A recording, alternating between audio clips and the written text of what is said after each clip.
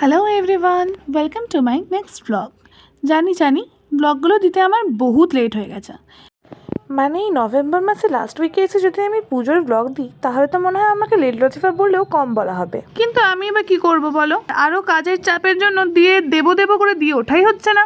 এটা ছিল আমার পঞ্চমীর আউটফিট। তাহলে চলো ভিডিওটা শুরু করি।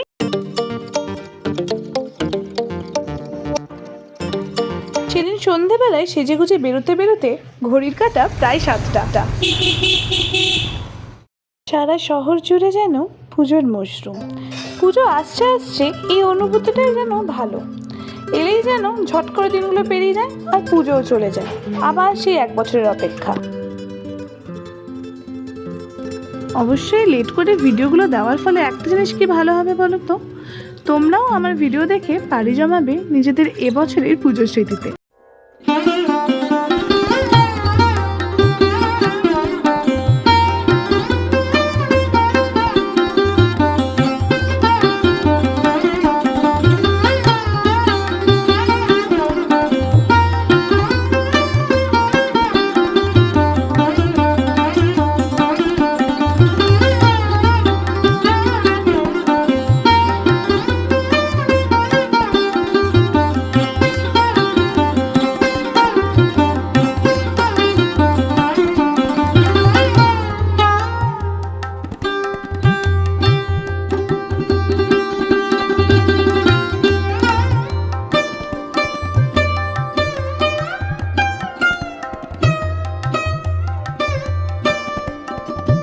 ওইখান থেকে বেরিয়ে তারপরে চলে গেছিলাম জাগরণীর সঙ্গে ঠাকুর দেখতে।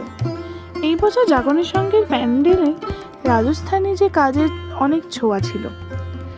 আমার এবছরের অনেকগুলো প্যান্ডেলের মধ্যে, মানে পছন্দের প্যান্ডেলগুলোর মধ্যে এই প্যান্ডেলটা কিন্তু অন্যতম।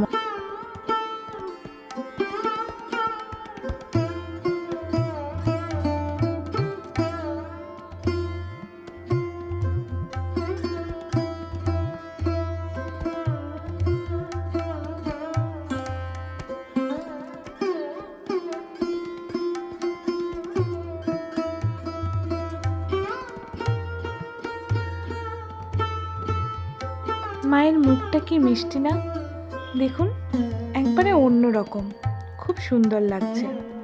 পুজো পরিক্রমায় বেরোবো আর পেট পুজো করব না, সেটা কি কখনো হয় বলুন? তাই দুজন মিলে চলে গেছিলাম সেদিনকে 1 বাইটে। এই যে আমাদের পিৎজা চলে এসেছে।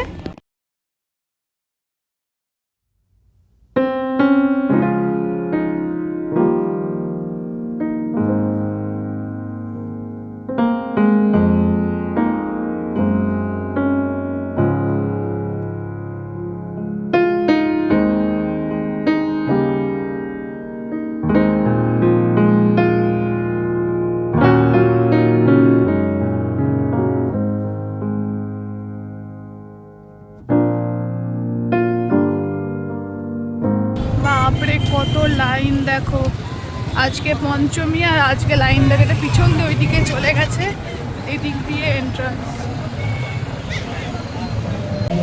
এত লাইন দিয়ে আজকে দেখবো না, দেখবো যদি লাইন না দিয়ে হয়।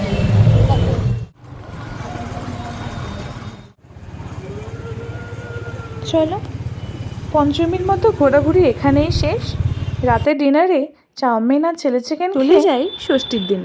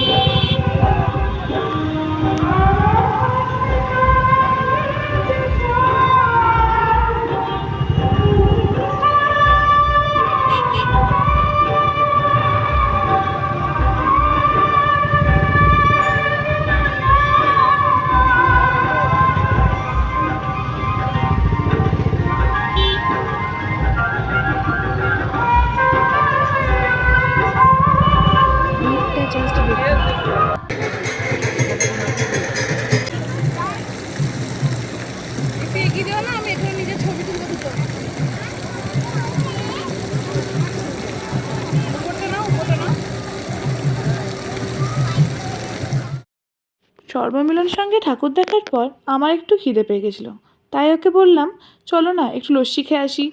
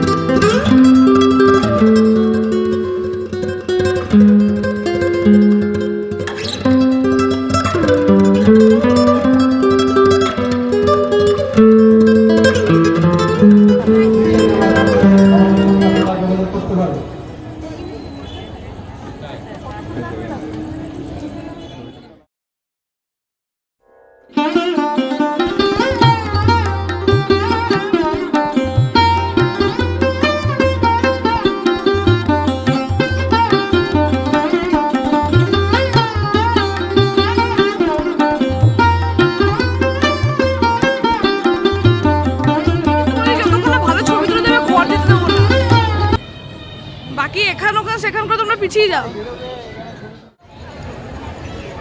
হ্যাঁ